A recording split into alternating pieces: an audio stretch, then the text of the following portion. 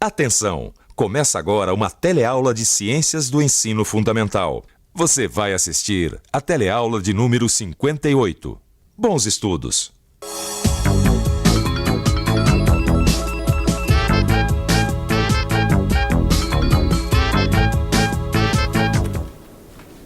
Oi, tá lembrada de mim?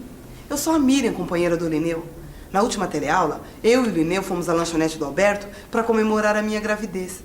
E aproveitamos o assunto para conhecer o aparelho sexual feminino. Hoje eu vou lá de novo, eu tenho um encontro com o Lineu, para contar para ele o resultado do meu exame de AIDS que eu acabei de receber. E vamos aproveitar o assunto para conhecer um pouco mais sobre a reprodução dos seres humanos. Você vai conhecer os órgãos reprodutores masculinos, vai saber um pouco mais sobre a fecundação e algumas formas de evitá-la. Deixa eu ir que eu tô atrasada. Então, Miriam. Tudo certo. Deu negativo. Ai, que bom. Desculpa me intrometer, mas o que foi dessa vez? Outro exame? A Miriam fez exame de AIDS. De AIDS? Toda mulher grávida tem que fazer exame de AIDS. Por sinal, todo mundo deveria fazer, né? Então vamos abrir outro champanhe pra comemorar essa boa notícia. Não, Alberto. Hoje a gente vai tomar 2 sucos, né? Pelo jeito você continua interessado em aprender mais sobre os órgãos sexuais.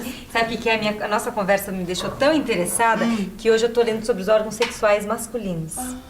Oi, eu tô um pedaço super interessante da revista, o aparelho genital masculino. Olha só. Os testículos são os órgãos responsáveis pela produção dos espermatozoides, que são estruturas microscópicas com caudas que se movem ativamente dentro da vagina e do útero da mulher, procurando pelo óvulo. Os testículos produzem também um hormônio masculino chamado testosterona. Deixa eu colocar aqui atrás.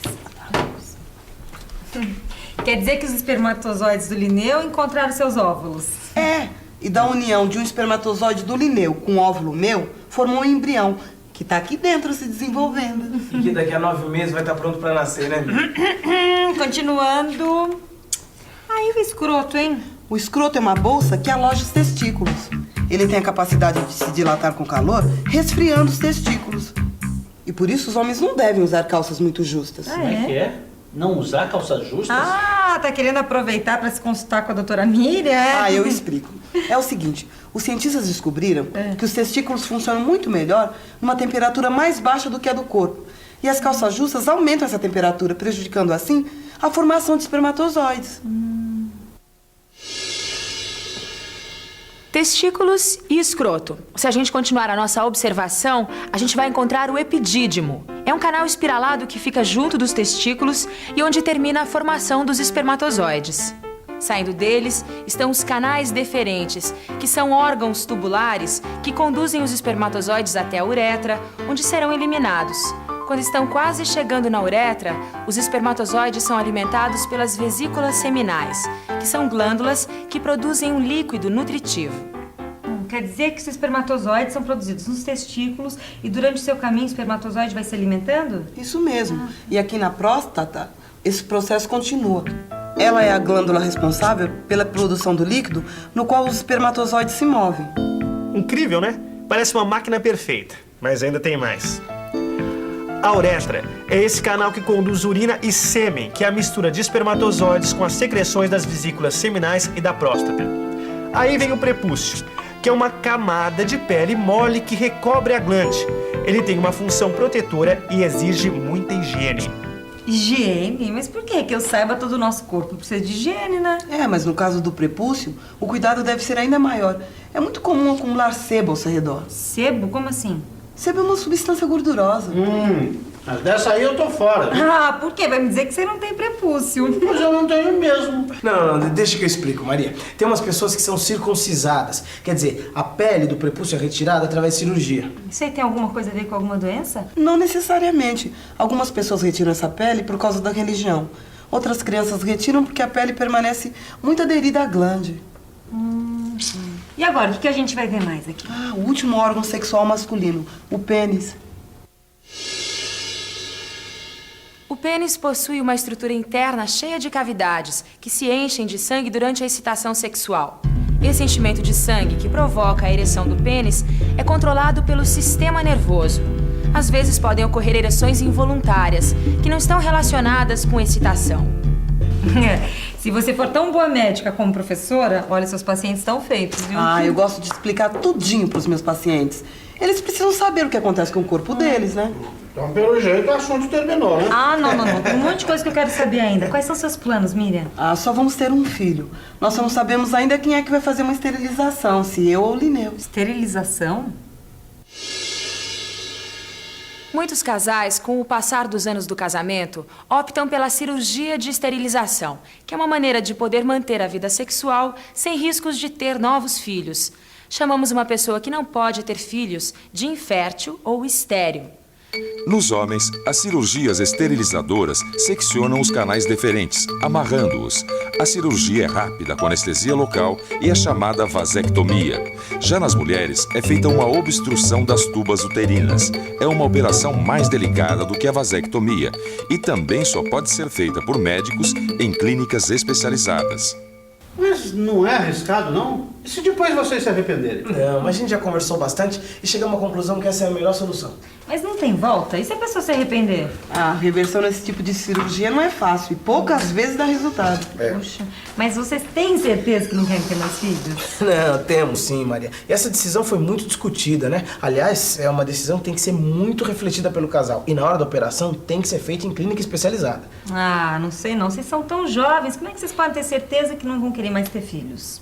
Ah, na verdade a gente tomou essa decisão por causa de um problema que eu tenho. Que problema? Ah, não é nada sério, nem me incomoda normalmente. Mas pode se agravar com a gravidez, por isso só uma. Ah, eu não faria isso, não. Eu não vejo a hora de um espermatozoide encontrar com um óvulo aqui dentro do meu útero. Mas se houver um encontro entre o óvulo e o espermatozoide, o que será que acontece? Quando os espermatozoides e os óvulos se encontram, pode ocorrer a fecundação. Isto é, um espermatozoide penetra numa abertura do óvulo. Assim, as informações hereditárias do pai e da mãe se unem formando um novo ser. Quando o espermatozoide se une ao óvulo, forma-se o zigoto. Mas será que toda mulher está preparada para gerar um filho? E você, o que acha? Vamos pensar um pouco?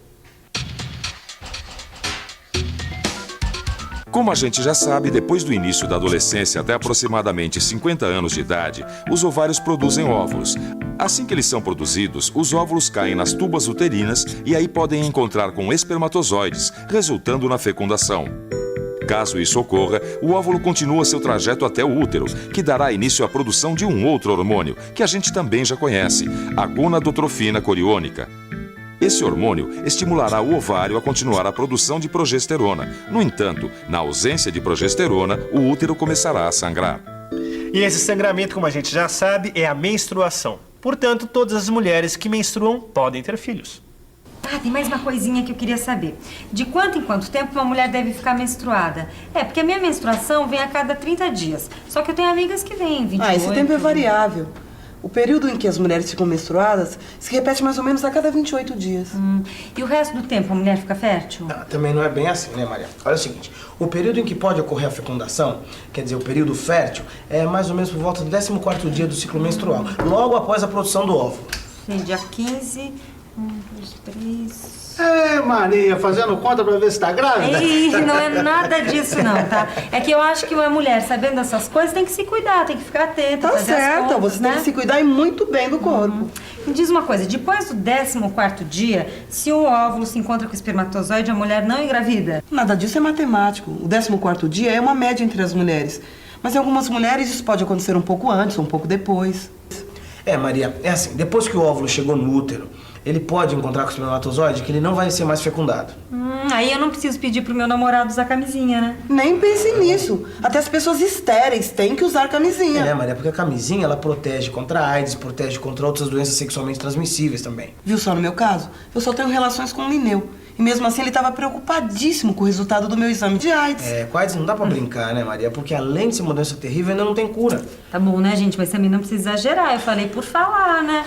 Claro que eu sempre peço pro meu namorado usar camisinha. E você também cuida do seu corpo? Se não cuida, é bom começar a cuidar, viu?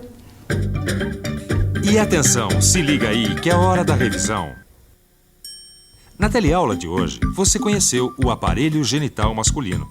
Viu que ele é composto pelo pênis, escroto, testículos, epidídimos, vasos deferentes, prepúcio, vesículas seminais e próstata. Viu que nos testículos são produzidos hormônios e espermatozoides. Viu que as cirurgias de esterilização impedem o encontro do óvulo com o espermatozoide. E viu ainda que a camisinha deve ser utilizada em todas as relações sexuais, mesmo por pessoas estéreis. Agora é com você. Abra seu livro, estude bastante e aproveite tudo aquilo que você está aprendendo sobre o seu corpo para se cuidar melhor ainda. E não esqueça, nunca deixe de usar camisinha. Como você viu hoje, todo mundo deve usar, sem exceção. Até a próxima!